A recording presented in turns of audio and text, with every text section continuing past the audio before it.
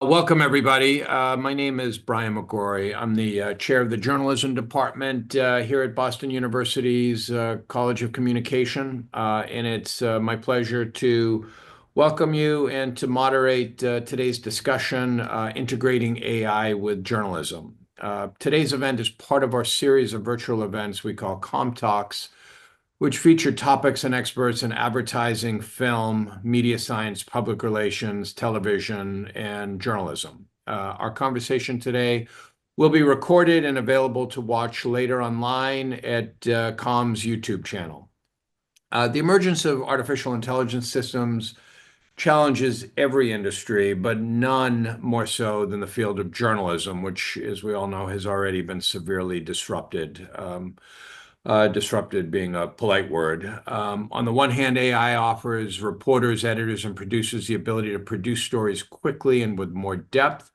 However, AI can lead to inaccuracies, hallucinations, potential for plagiarism, and shortcuts that we don't want to be taking all the time, if ever. How should journalists grapple with this technology's promise and its peril? We've assembled an A-list team here, a panel to discuss these questions and issues and many more. First off, Mikey Centrella. Mikey is the Director of Product for the Digital Innovation Team at PBS, Public Broadcasting Systems. Mikey's career started in journalism at WCCO-TV in Minneapolis, and now he has over 20 years of experience helping businesses reach and engage new audiences, including Discovery Channel, Viacom, and the Young Arts Foundation. Currently, Mikey leads digital innovation at PBS as a director of product focused on rapidly building and testing ideas with emerging technology. His contributions have helped public media adapt to new services with AI, machine learning, VR, AR, voice, and interactive video. At PBS, Mikey is also responsible for coordinating the use of AI, advising for managing risks while promoting AI innovation. Alfred Hermida is a professor and former director at the School of Journalism, Writing, and Media at the University of British Columbia and co-founder of The Conversation Canada. With over 25 years of experience in digital journalism, Professor Hermida's research addresses the digital transformation of news, media innovation, and AI in journalism. His current focus is how the future of journalism is being shaped by innovative practices, business models, and policy frameworks. Before joining UBC in 2006, Alf was a BBC TV, radio, and online journalist for 16 years, including 4 as a correspondent in North Africa and the Middle East. Michelle Johnson is Emeritus Associate Professor of the Practice, Journalism, Boston University. Michelle retired from BU in 2022, where she taught a variety of courses focused on online journalism, multimedia storytelling, and was always one of the most popular professors in our program. Michelle Johnson is a former editor for the Boston Globe and Boston.com, where I had the pleasure of working with her.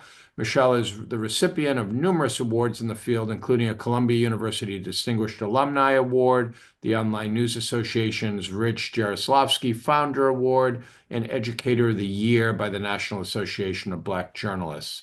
Michelle was also inducted into the Association of LGBTQ Journalists Hall of Fame in 2022. Michelle writes and edits AI Insider, a newsletter that tracks the latest developments in artificial intelligence and is very much worth subscribing to. Before we dive in, a word about our format. I'm going to get the ball rolling with a series of questions for our panelists. It's all meant to be a conversation, not a rote Q&A. And I encourage everybody watching to put your own questions via the Q&A tab on your Zoom in front of you. Put it in the chat, and we'll get to as many as we possibly can. So I'm going to kick it off, guys, with the broadest possible question. Talking to a lot of my colleagues and former colleagues on the front lines of journalism, there is a lot of call it a mix of fear and disdain for AI and what it might mean to our industry. Um, a lot of people are focusing on the idea that it may cost us jobs in the industry, and there's a lot of uncertainty about the applications of AI, where it may go, what it might mean. Let me ask you very broadly, each of you, I'd like you to weigh in briefly. Is AI going to be good for journalism or not? Michelle. From my perspective, yes. Brian, look, as you may know, I was around when the Globe launched online. I was part of the team. And, going back to, sort of when the web became a thing. What we're seeing right now, in a lot of ways, is very similar to what happened back then.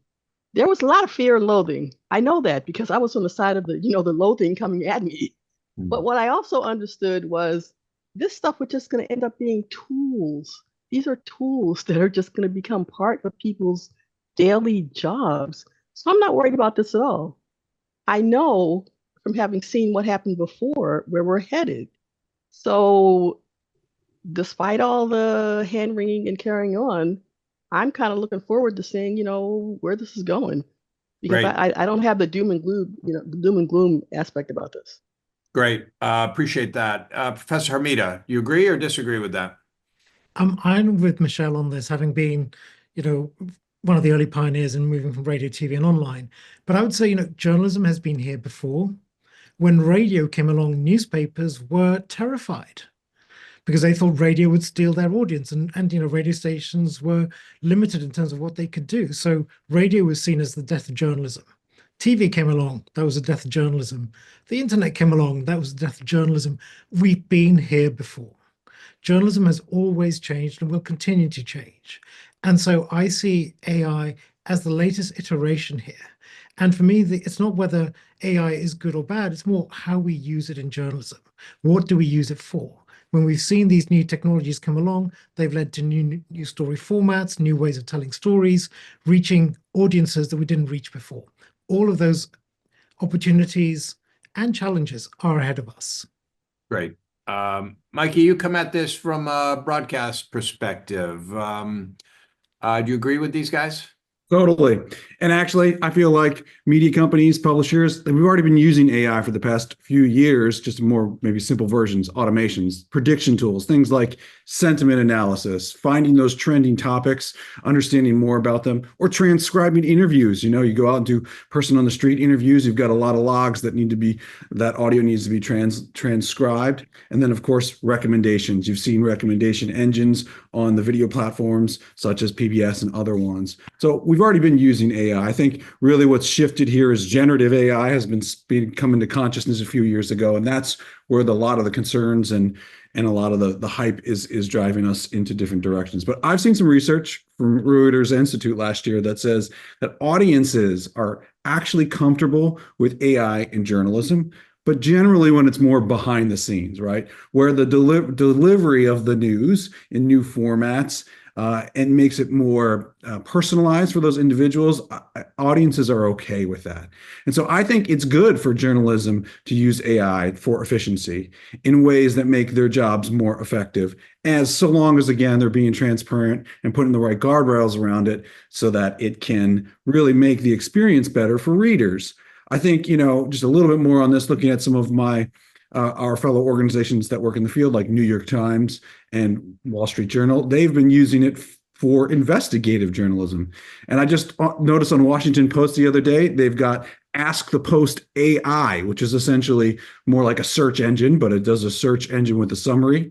And that's sort of like using the technology of retrieval augmented generation. So it's already out there, and journalism is already using it. And I think we're starting to see some positive effects as a result.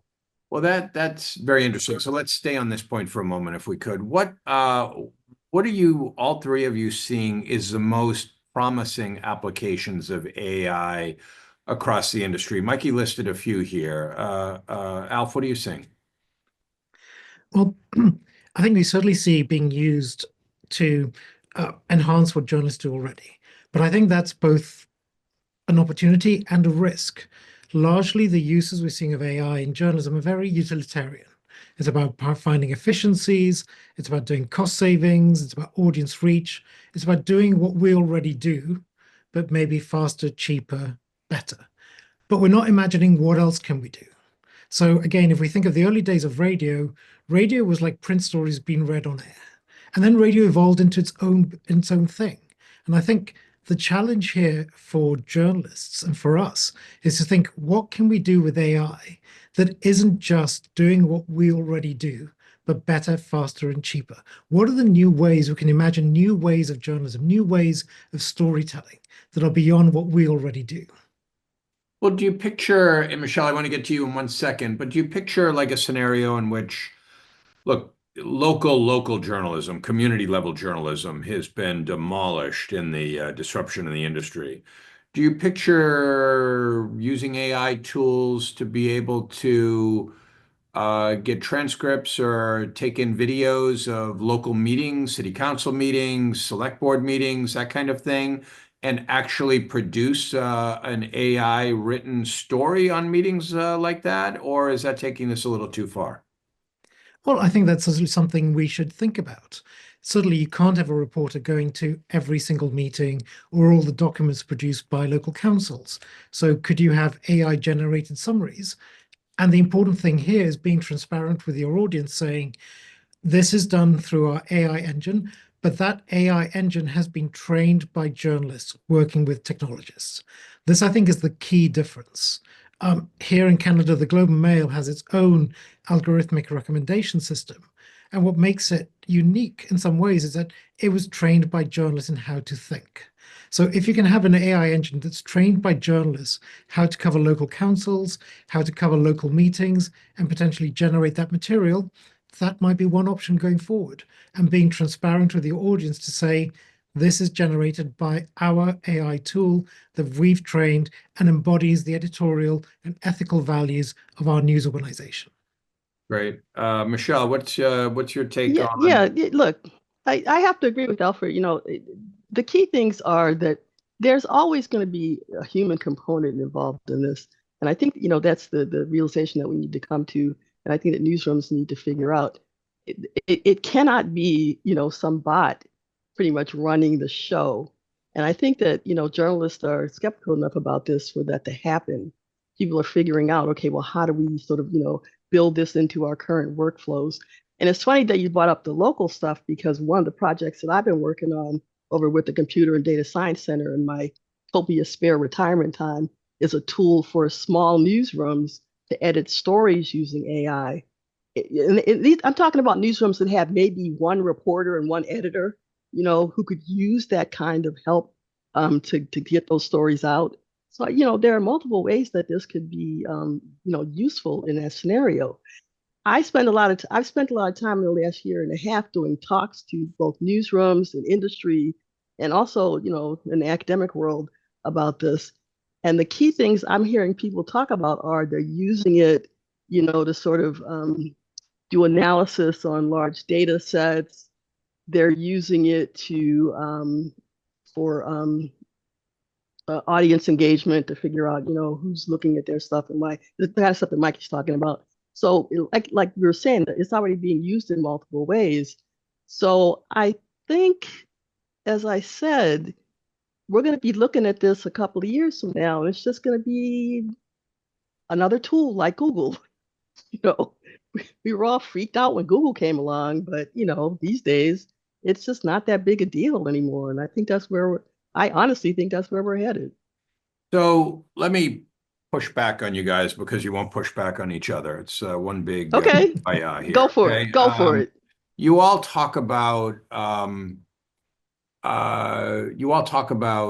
the industry like it is overseen by nothing but virtuous figures, when in fact we know that there are the bulk of news organizations that are out there, and by this I mean specifically newspapers or news websites, are owned by, for the most part, large chains that are private equity driven.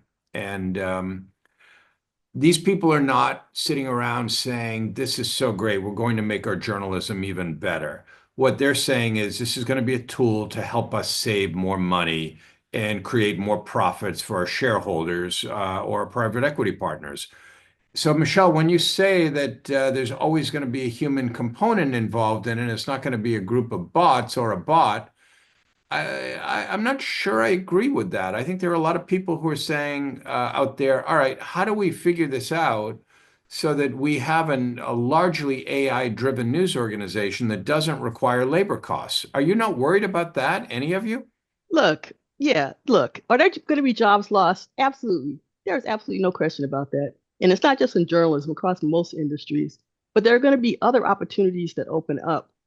Number one, what we need to be teaching in the journalism schools is how to be solopreneurs, because there are going to be people out there who are launching their own ways to tell news. They're already doing that. We're not teaching that right now, but to my knowledge anyway, because like I said, I'm retired. but, but we need to be thinking about, well, what comes next?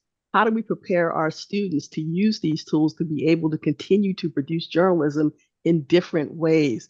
Yeah, the companies are looking at cutbacks and figuring out how to use these tools, to save some money. But it's not all doom and gloom, Brian. There are other opportunities.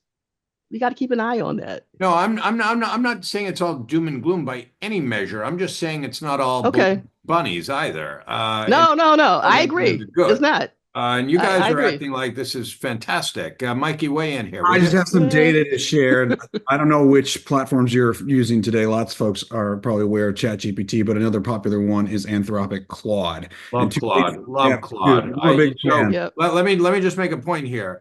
The second question I asked, I was going to make this point later. Claude gave it to me this morning. I told Cool. All Claude that I right. was All moderating the right. panel with you three, and what are some good things to Excellent. ask? And Claude let me know. But go ahead. Well, it's my favorite, mostly because of where Anthropic came from, how they had focused on a little bit more ethical guidelines and controlling bias and understanding exactly what algorithms were controlling and their data sources and inputs. Dario Amadi, I think he's a little bit more put together and thoughtful than other folks in leading the industry. But certainly, what I'm trying to reference here is what they've shared about their own user data. Just a few days ago, I can drop a link in the chat where Anthropic released a report of their users and who's using it. It turns out like restaurant workers and high wage jobs like surgeons don't use it at all. Most of the folks that are using it are software engineers and content creators.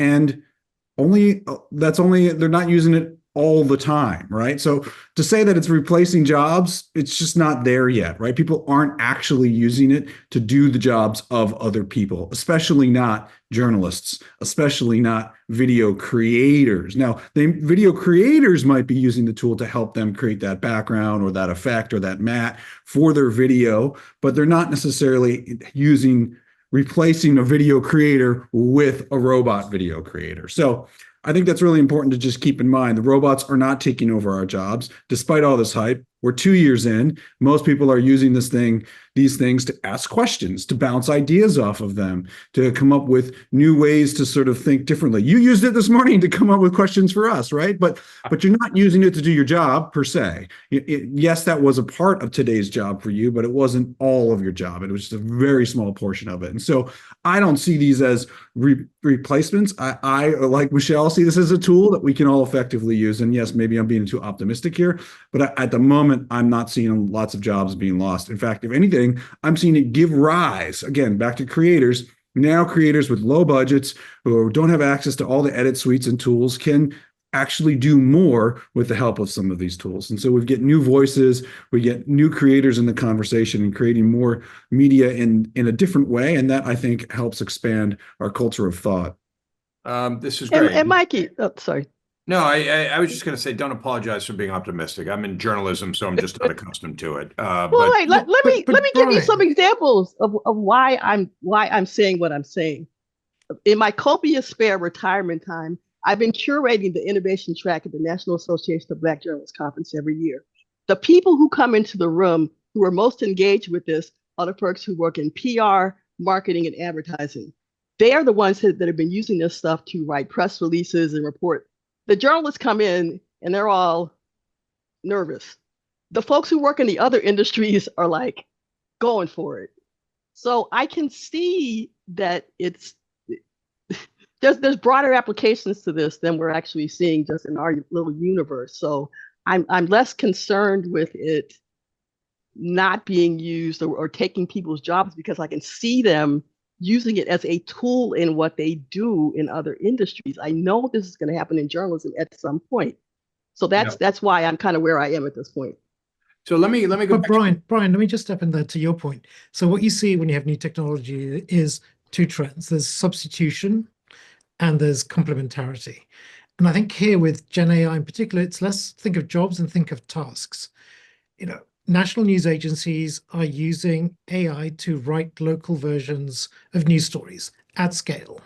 Like if you were ever a cub reporter on a local newspaper, writing a local news story on a set of stats is not very interesting. It's not very creative. You can have that task done by AI and done at scale. So then the reporters can focus on the human aspect. So I think so. Part of the benefits here is it removes some of the grunt work. To Michelle's point, I was thinking if my students are starting up their own journalism startup and they are a one-person newsroom, they have a whole suite of copy editors, sub-editors, and researchers through Claude, through Gemini, through whatever tool they're using. My concern less is about replacement of jobs, but more what kind of entry-level positions are going to go. Because AI engines can do a lot of that entry-level work that maybe our students would do on an internship, do some of the research or some of the basic local reporting. And if we don't have those entry-level jobs, it's incumbent on us as journalism educators and journalism practitioners to think how we equip our students in the next generation to take that leap so that Gen AI is just part of what they do. So I appreciate that, and let's stay on this point a bit, and something Michelle said earlier as well.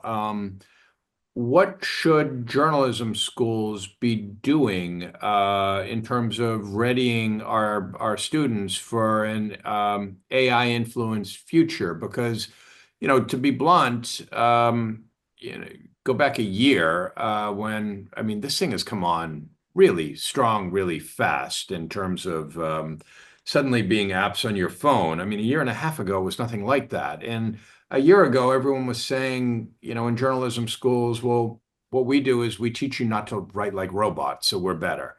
But what should we be doing? What should university journalism schools be doing to help train kids for an AI future? Start with you, Alf. So this is something I think about a lot and something we discuss as a faculty.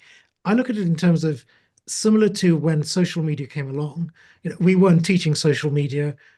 I created a course on social media, how to work as journalists in social media. Students then got jobs as social media editors because they had those skills. So my thinking is, and where we should be going is, how do we talk with AI? How do we work with these AI engines? How do we recognize what they're good at, what they're bad at? How do we think in terms of how we can apply it to our work? Be it by using something like Perplexity for research or using Google Notebook LM in terms of investigating our academic research. But really, how do we speak with AI? How do we talk with these assistants? Effectively, an AI engine is like an intern, except it's it's your intern. That's the first day at work. They're very green. And every day you have a new intern. But it's like having dozens and dozens of interns all at once. So we need to learn to say, how can we get the most of this intern? They're smart, they're eager, they're keen, but they really don't know much about what we're trying to do. And this is what we need to do, is think about how do we integrate AI into our practices and teach our students to work and get the most of these engines and understand what they're good at, what they're not so good at. Great. That's helpful. Michelle, what's your take? Totally agree. It starts with just teaching some basic AI literacy. We need to make sure that our students understand how these bots work, how algorithms work, and just have some basics about, what AI is. And then, and you can start with basic stuff like how to write a prompt, how to write a prompt that gets you the best results. Back when Google became a thing, I had employers asking me, I was teaching at that point, they were like, well, we need students who understand how to, do decent search and get back decent results when they're using a search engine. No different with AI. We should be making sure that they understand, basic prompting stuff. We need to be talking about the ethical issues related to AI in classes. There are bias issues that need to be addressed. and we need to make sure that our students are, up to speed on that. And then there's all the research stuff. There are ways to, like I said, sort of do deep dives into data and stuff at a speed that human beings, mere mortals, can't do. So we have a huge opportunity to sort of train this generation to walk into Mikey's newsroom and sit down and, do some cool stuff. It is ever so slightly tricky, and I'm going to sound like a naysayer, and I'm really not on AI, but it's slightly tricky in that we're telling our students as we teach them to write news stories that we don't want them to use AI in writing or editing their stories because we want to actually train them how to do it on their own. But it's important that we tell them that, they are going to be using AI in the future. So it's a little bit of a needle to thread there, to use a cliche. Mikey, thoughts on this, on what we should be doing in the university? Sure, Brian. First off, y'all got to acknowledge that students are already using it, right? If you haven't noticed it in things that they're turning in, they probably are. So what they need more is guidance on the best ways to use it, as opposed to instruction of not to use it. Have them cite it if they use it and they're turning it in on something. Have them acknowledge the fact that they used it, but don't guide them to not just copy paste, right? I personally can kind of tell when Claude or ChatGPT has written something. The words they don't feel as natural. You don't hear a person's voice in it. It's a bit homogenized. I would say it's also true of image gen. When someone creates an image through an image generator, you can kind of tell it's AI generated. Obviously, there's been a lot of spoof articles out there. Can you guess, is this AI or not? But for the most part, you can kind of tell. And why? Because what it lacks is really something that I think what you want students to know is creative thinking or associative thinking, that process in which you connect ideas from different areas, your memories, your emotions, your sensations, the world. Gen AI doesn't do that, and it's not going to do that. And that's what makes your ability to craft a story so much stronger. So you can use generative AI to help you ask questions, to help you think of different points of view, as opposed to just copying and paste it. And so my advice to students is to do just that, right? Don't copy paste. Look how other organizations are using it as a tool, not as a way to do the work for them, but as a way to sort of assist or to complement and to make your work better. That's my take on it. And Brian, to your point, I think we also need to change the way we teach journalism. So part of it is changing assignments. I have one in the research class I teach. I had this assignment where instead of having the students write a research paper, I asked them to get ChatGPT to write the research paper and them to be the instructor. They're the ones who are me, and they have to grade the research paper written by ChatGPT. So that also, they still need to do the research, but they also understand that, these AI engines can be prone to hallucination, can make up citations. So I think it's incumbent on us to sort of rethink some of the ways we think about teaching this and the assignments we use. So 2 points on that. One is transparency, which one or two of you have noted. That we would expect transparency from our students, or we would call for it if they are using AI in their work here. How should news organizations handle the issue of transparency with AI? Should it be cited in every story? Would they get specific about the influence of AI in stories? What should go on there? And is there a standard that somebody has set up that reputable, sizable news organization should adhere to? Michelle, what about you? I don't know if there's a standard, but I certainly see news organizations trying to be transparent about that, and sort of crediting things, as AI generated. One of the things I actually teach in a summer workshop for high school students. In the summer, I had a chance to write a set of guidelines for those students using AI. And that was one of the things that we talked about was, here's how you credit something that's been, an image that's been generated, using a generative AI tool. Or if you've researched something, here's how you say. I don't think there's any like one specific model for doing that. And actually, Mikey might be able to speak to this, how they credit this stuff.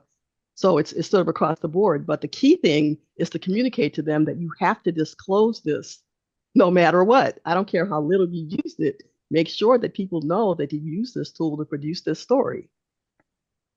Mikey, thoughts? Yeah, so we do have some specific guidelines, we PBS and public media in general, but for both how things are being reported on radio or if they're on television. And we've had a couple productions, even recently. American Historia was a program that launched just a little bit ago, and there was generative AI used to show or recreate moments of Latin American history that obviously there aren't actual images for that. And certainly we could have hired, or the production team could have hired a graphic artist to create those representations, but they chose to use AI. And so because they chose to use AI, we asked them to disclose that both at the start of the production with a lower third when it appeared on the screen, and then with a website, which I will now drop in chat, that sort of talks through a little bit why they made those choices. But that's part of it. It's part of transparency, right? If you're going to use AI, obviously you got to fact check it if you're going to release it to the public. And in the field of journalism, vetting and rigor is what we do already. So it's really important that if we're using AI to create stories or we're using AI to create imagery, we've got to fact check it. And we've got to check it for bias to make sure that it is true or true to what it's meant to be. And you got to disclose that, in our opinion. At public media, we feel that it's important to disclose and let the audience know. Be transparent. Hey, this was used with AI. And if it's experimental, where you're not sure exactly if the output is going to be perfect, like let's say it's a chatbot or something like that, then you should also be upfront about that too, and let your audience know that this could be wrong. And if it is, start a dialogue with them and get their feedback on how to make it right or how to correct it. So we do have guidelines, and I can drop links to some guidelines that we have published, or NPR has published, or other media, local media organizations have published on guidelines and frameworks around the best ways to use AI and generative AI in your content, in your journalism, in your productions. And I think those guidelines, again, they're really about just following sort of the basic practices of journalism. You had said earlier, Mikey, that there was a study out that said that the public is generally going to be, or is currently accepting of AI in journalism. What is that? Sum that up. Okay, I'll drop a link to that too in a minute here, and I'll just quickly review my notes on that. So just by that the was way, done. while you're looking at that, people in the audience, just drop any questions you have into the Q&A button at the bottom of your screen, and we will gladly get to them. Mikey. Yeah, so it was qualitative research done by Readers Institute, right, last year. Okay, and it basically, they were trying to study what readers think about AI. When AI is used in journalism, are readers cool with that? Do they like it? And I think what the report says, I've just dropped it in the chat, is that audiences are open to it. They don't mind that AI is being used per se, but they also don't necessarily want it to be doing the work or to be super overt or front and center, right? They don't necessarily want to be having a phone call with a chatbot. I certainly don't. I don't love an AI conversation. I'd rather have a human conversation. So I think that what this report shows us is that people are comfortable with AI, but they don't want it to be something that is replacing the needs of what they're trying to get from their content experience, right? So they want it to deliver recommendations. They want it to deliver personalization, but they don't want it to actually write the story or to summarize the story, even in those bullets that you see now on Google search, where you're starting to see summarizations. That stuff is actually, while it's sort of helpful, what I'm reading this report, it tells me that audiences don't necessarily love the fact that it's being produced by AI, because it's lacking a little bit of that contextual nuance that journalists bring to it. So let's stay on this thought for a second, Alf, if you would. What aspects of journalism will remain uniquely human? Well, I think to Mikey's point, there's a difference when we think about the use of AI for content creation, where it's creating something the public then sees, and we want to be transparent of that path. But this discussion over how do you credit AI makes me think, when Google came along and journalists used it for research, nobody wrote in their story, I used Google to find all the information, even though Google, of course, is algorithmically run. So I think we're going through a transition in terms of when these new tools come up, how do we talk about them and be transparent about our use? But I can see that there's opportunities in journalism in terms of, subtly as a copy editor, as your sub-editor, we know that newsrooms, one of the positions that's gone is the copy editor. the person who would look through your prose and figure out, hey, this could be tighter, this is lacking focus, etc. It's very valuable for creating ideas, bouncing ideas. I look at it as it's like my offboard, outboard brain. And I can ask a question and say, hey, I'm thinking of this.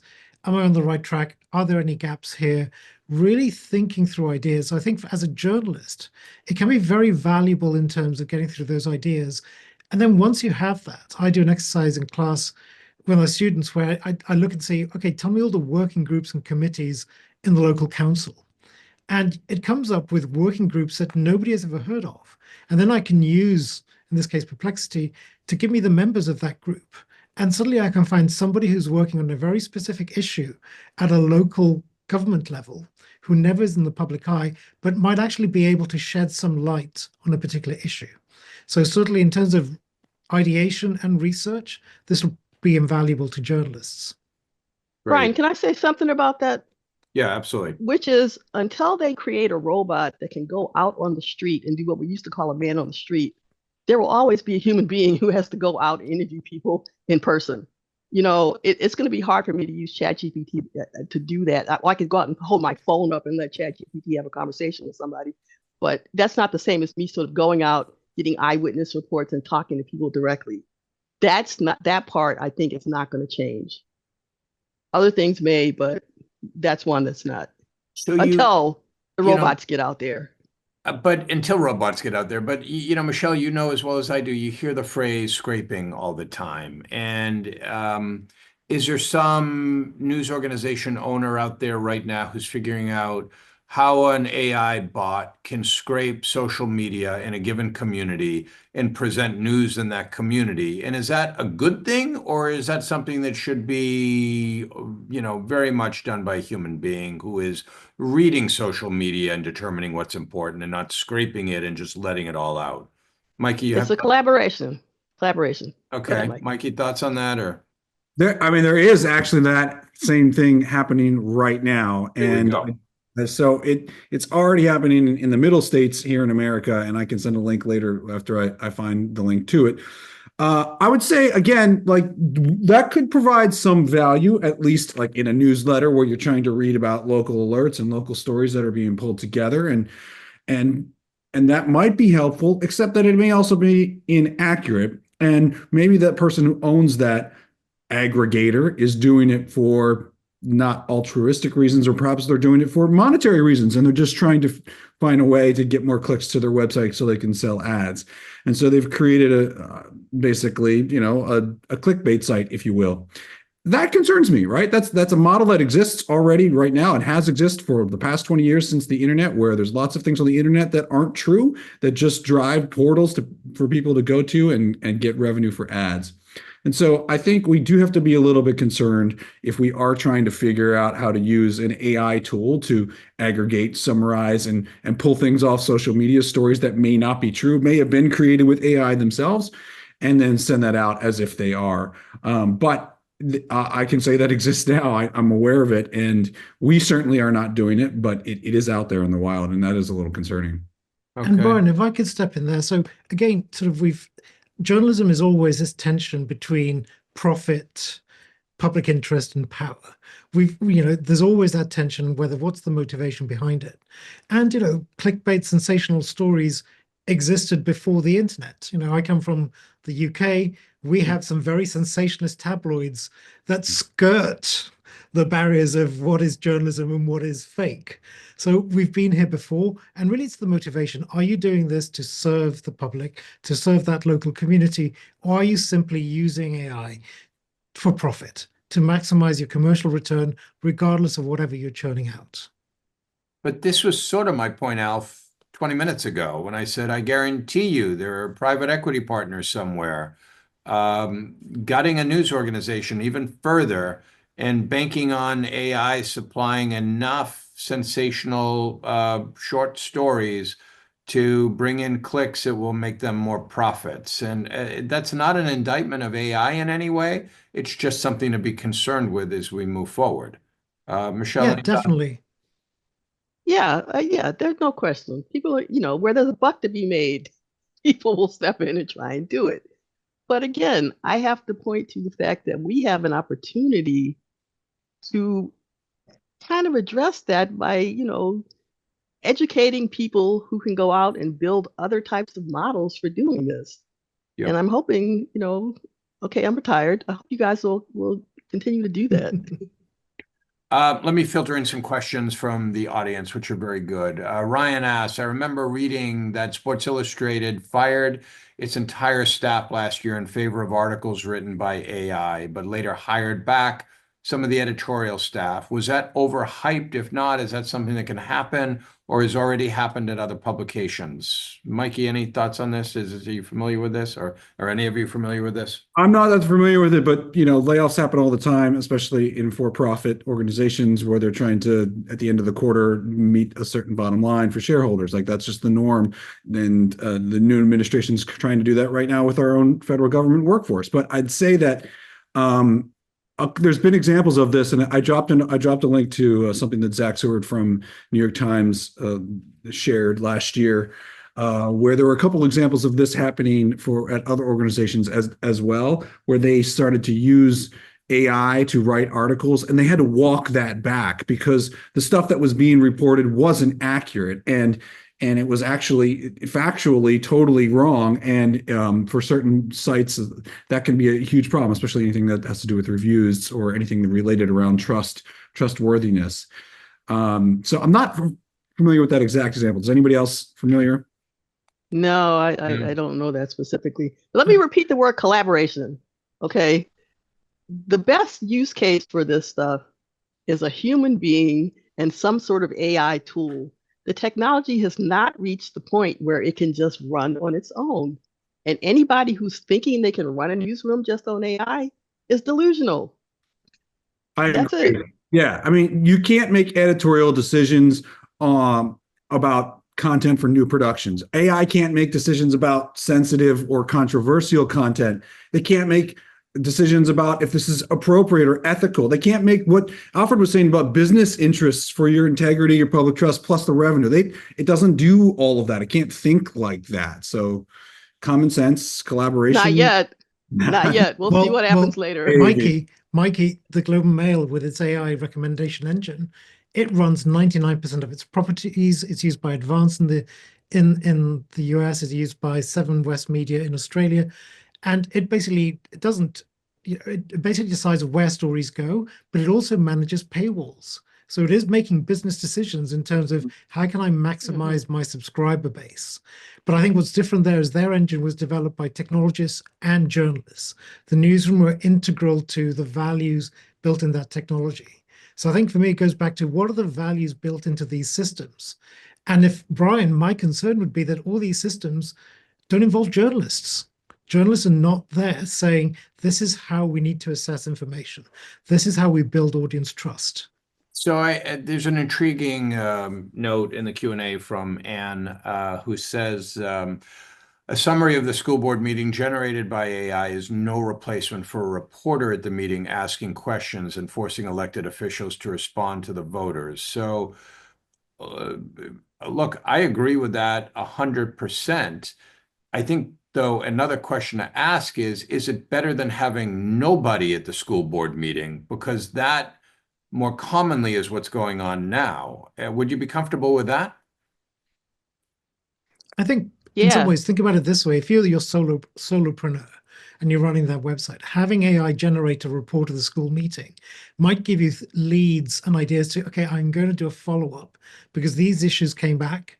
I wasn't able to attend, but this is what I want to follow up with local council members. So I think there is value there when you don't have somebody to do this. In a way, it's like sending an assistant, setting your research assistant, give me a very basic summary of what happened. And then the human comes in and identifies what's important to the community that you can follow up. And to take that further, if that AI looks at the transcript and highlights and like pinpoints a couple of things here, you need to ask them about this. That's really valuable. Yeah. Luke asks, in an age where misinformation online is more common than ever, how can AI be used to combat misinformation in journalism rather than contribute to it? Who wants to jump at that?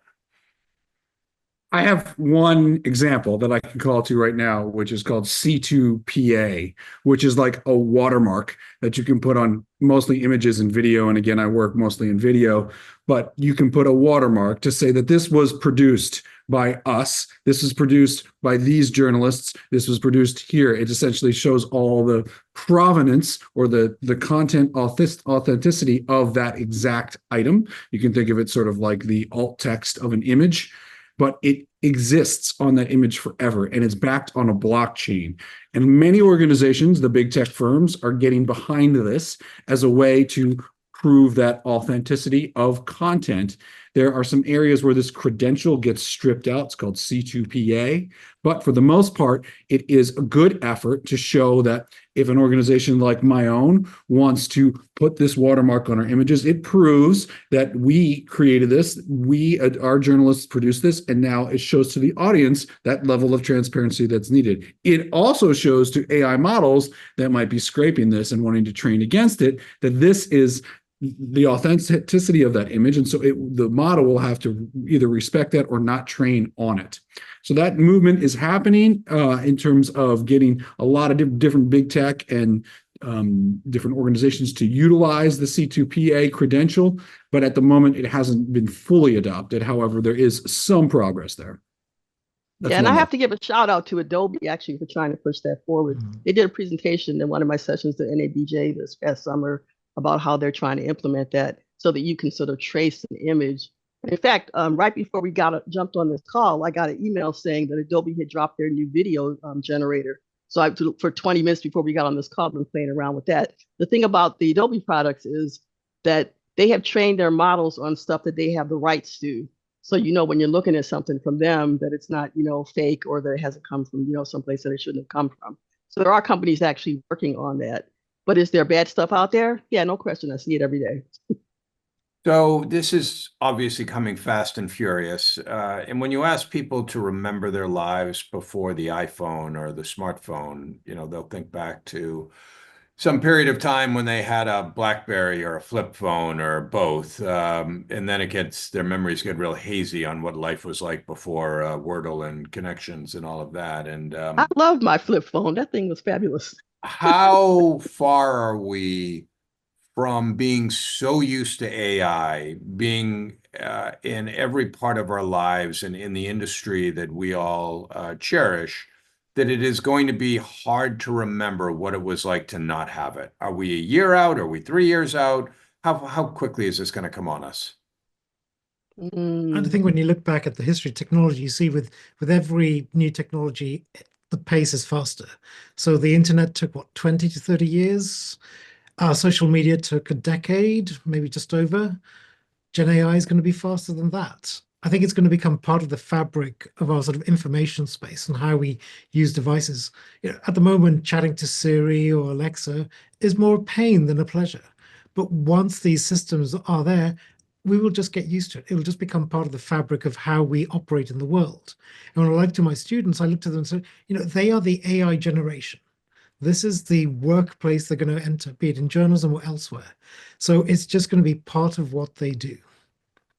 It is. And that's one of the reasons why it's going to happen faster, because it's already out there and we don't even recognize that it is AI. You're talking to stuff and it's being AI generated or being, powered by AI. And the average person has no idea. We're all kind of looking at ChatGPT and Claude and, Gemini and all this stuff. But there are a bunch of places where it's just sort of embedded and it's already become part of what we do every day. So, yeah, it's fast. Mikey, thoughts on this? I have a lot of different thoughts and perspectives on this. So first off, I don't think, if you've heard AGI, which is a term for a level of intelligence that a lot of the big tech companies are talking about, they're working on it. Essentially, they're reasoning models. They're not going to get to that level of AGI because the reasoning models are really just based on a machine learning technique called reinforcement learning. And that technique has been established and around for a long time. Again, it can't do associative thinking. It is not there and is not going to be there. Michelle mentioned that a robot can do eyewitness reporting. Robotic process automation also can't wash your dishes or fold your laundry. So that's not going to be in our lifetime anytime soon, certainly not the next 3 years. And until we reach those 2 points where those two things come together, I don't think it's really going to take us over, or we're going to be using it in all the time in many ways. The AI that we have today, the generative AI that we have today, is pretty good. B- work, not great. And it's not even moving towards getting more great. It's probabilistic. That's the way it's set up. So it's predictive. So it's not actually accurate. It's making predictions. It's not actually thinking. It's doing some sort of ranking evaluation. So while I agree with Alfred that we're going to see it like in all of our tools, right? In our workplace tools, in our Google email tools, and in whatever, it's going to appear in all of our software tools, in our phones, and all of the digital devices we use. I do not think that it's going to be strong enough. I don't have enough faith in the technology that it will truly take over in the next few years. Good. Oh, Mikey, I have to push back on you. Brian, I'm pushing back. Oh, thank Go for God. it. Thank Go for God. it. This is good. Wow, it only took 51 minutes. This is great for disagreement. I disagree with the whole predictive thing. I think it's actually more advanced than that. I've seen examples, and I'm afraid I don't have any links with me on that, but I suspect that this is going to happen faster than we think. There are people out there building and working on models that train in different ways from the early predictive stuff that they were doing. So I'm looking for things to flip very quickly. I would say within the next year is my prediction, but we shall see. We shall see. So, yeah, and I would push back on Mikey. There are artists using AI to create photographs and then entering it in exhibitions and getting exhibited. Being upfront, they're using AI generated processes to do that in top photography festivals. I personally use AI to create music and I release it. Of course, you still need the human. You can't just say, give me a song on this and it's terrible. You're still guiding it along the way. But, this is where it comes to like, how do we live with these tools, understand these tools? And for me, the big challenge is these are all black boxes. So we don't really understand when we ask it something, how it's thinking. So we're sort of trying to reverse engineer how it's thinking. And I think this is a good place to be. It's trial and error. We're trying to understand this. But I think, Mikey, this change is going to happen across a range of, particularly in the creative industries. And for me, the importance is not whether it's good or bad, but who are the people using it? What are they trying to use it for? And is it helping make people's lives better? Let me just Also, it's clarify what I who's said. building it. That's who's building it. But go ahead, Mike. I appreciate this the this is taking a wonderfully dark turn. Mikey, push back on them. This is great. I appreciate the pushback, but I was specifically talking about where machines are autonomous, where humans are not prompting, and the machine itself is doing it all, right? So you're using it to help you create music, or the example you said of someone using it to create a photograph. That, yes, is here now and is going to get better exponentially. And we're going to see people using it to do deep fakes, right? Take a photo of themselves and turn it into a video. That's going to happen all the time. But what I was talking about specifically was machines being autonomous. Think of like the Terminator. We're nowhere near that. And in order for us to get near that, we need an entirely new scientific approach to machine learning and autonomy and robotic process automation. See, that's going on right now. There are people who are actually building models that are teaching themselves rather than, the whole model of like going out and sucking down the entire internet to have like this knowledge base of stuff. Yeah. So that's the stuff that I'm keeping an eye on, is the people who are building stuff that understands how to teach itself. It's coming from it's sort of internal learning. That's what's that part's freaking me out. Yes, Stanford did it. DeepSeek did it. They're all doing it for less and through reinforcement learning. Yeah. And that's good because it drives the bottom line. It makes it less expensive for us and less dependent for us to be on big tech. It's bringing down the prices. Yeah, no question. I do wonder if we all got together and pick a date, 3 years, 5 years, and watched the recording of this conversation. Would it seem like something that came from like the 1950s or something like that in terms of how far we've gone? It would be interesting To do that, Canwan asks, so what skills do future journalists need to work effectively with AI? Do journalists need to become more technologists than they are now, or will it be at such a level where the average reporter, editor, copy editor will be able to adapt to an AI future? Alf? I would say no, we don't need to become technologists, but we need to understand the potential and limitations of these technologies. Much like when social media came along, we learned that posting on Twitter, now X, was different to posting on Facebook, was different to posting on Instagram, that these platforms had their own media logics. All these AI engines will have their own media logics. So it's less about learning how to code, because Gen AI can do that for you, but really understanding, how do you talk to them? How do you understand what they're good at, what they're less good at, how you can decipher that information, how you can decide what to trust and not to trust. And Brian, to your point about if somebody watches this in a few years' time, I think what's going to be surprising is that we didn't think of some really creative new ways that Gen AI was using journalism that we couldn't just imagine, because we're all drawing on our past experiences to think about the future. Yes. Yes, I think that's really prescient. Michelle or Mikey, any thoughts on this? No. I'd say what I used to say to my students all the time is it's really important to be flexible and open-minded, to think about, okay, well, I'm not a coder. I don't necessarily understand how this works, but let me not fear it. Let me just figure out, okay, is there some way that I can use this tool to do some journalism? To just be open-minded is the key thing. Not necessarily learning all the coding stuff, but just to be open to the possibilities of using things in certain ways. So I have to start thinking about wrapping this up. Let me leave it with one last question. I think we're all sensitive in this era of disruption in journalism that a few of the larger newsrooms, and in particular, I'm thinking of the New York Times and the Wall Street Journal, have taken advantage of technologies and advantage of their scale and grown significantly and strengthened exponentially. While smaller newsrooms have suffered greatly for lack of scale and resources, and they've gone into what we all dread in journalism, which is the spiral. Is AI going to exacerbate this by making the larger news organizations in the country all the stronger because they have the resources to invest in this? Or is AI going to be an equalizer that gives greater power to smaller news organizations to do more with the budgets that they have? Mikey, kick us off on that. It will be a bit of both, for sure, without a doubt.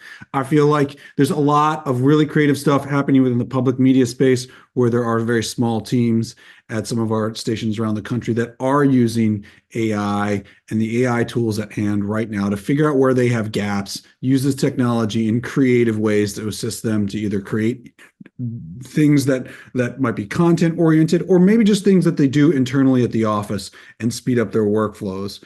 But I also think that to a lot of what you brought up earlier, Brian, about some other folks out there perhaps using it to sort of their advantage, whether that's a revenue advantage or just a sheer scale advantage, that's going to happen too. And we just have to be prepared for both.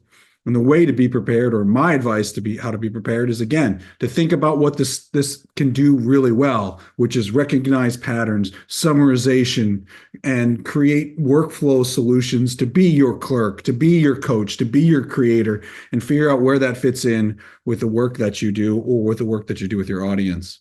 Great. Michelle, briefly. Yeah, pretty much what Mikey said. It's mixed. It's gonna benefit the folks. The folks who have the budget to do the more interesting work are going to, continue to excel at that. But it's also leveled things in some ways for smaller organizations to be able to, do things on a shoestring. It's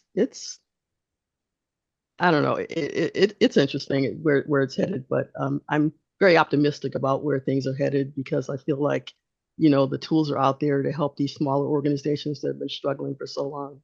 It's nice And to to see you pick guys up in on what agreement again. Michelle said just briefly, I think what we're going to see is, as we're seeing, the middle being squeezed out.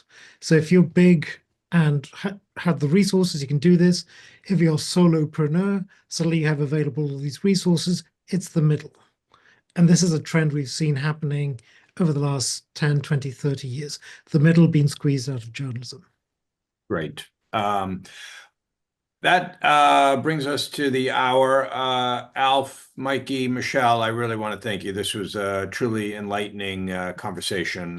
You're all terrific. I also want to thank Claude for helping me with my questions. And I want to most of all thank the audience for hanging with us for the full hour. Really, there's a lot more to be said on this, and we may be back in another year with an update. I'd love to get the three of you back on again and see where this has gone and where it still might go. So thank you, everybody, for participating. All right. Thank you. Thank you. Thanks, everybody.